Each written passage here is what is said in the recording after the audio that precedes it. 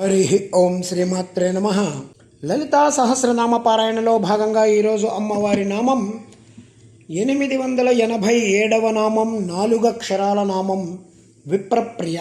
ఈ నామంతో అమ్మవారికి నమస్కారం చేసుకున్నప్పుడు ఓం విప్రప్రియాయై నమః అని చెప్పుకోవాలి. విప్రప్రియ అంటే విప్రులు, బ్రాహ్మణుల యందు ప్రీతి కలిగినటువంటి తల్లి అని చెప్పి దీనికి అర్థం. అండి, అమ్మవారు బ్రాహ్మణులంటేనే ఇష్టమా, మిగతా కులాలు మిగతా మతాలు వాళ్ళు ఇష్టం లేదా? ఇది కాదండి దానికి అర్థం. ధర్మబద్ధంగా జీవించే ఏ జీవి అయినా కూడా అమ్మ అనుగ్రహిస్తూనే ఉంటుంది. అయితే ఇక్కడ చెప్పే దాంట్లో విప్రులంటే ప్రీతి కలిగినది అని చెప్పారు. ఎందుకంటే వాళ్ళు సదాచారంతో జీవిస్తారు. వేద శాస్త్ర విద్యావంతులు, నిత్యం వేదం పలికేవాడి నోట అంతా శుభమే జరుగుతుంది.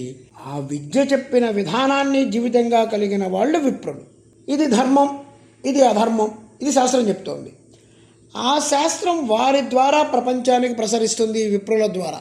విప్రుడిది గురుస్థానం అని చెప్పి కంచి మహాస్వామి వారు, నడిచే దేవుడు చంద్రశేఖర పరమేశ్వర స్వామి వారు చెప్పారు. ఇది మనం కాపాడుకోవాలి, విప్రులు కాపాడుకోవాలి.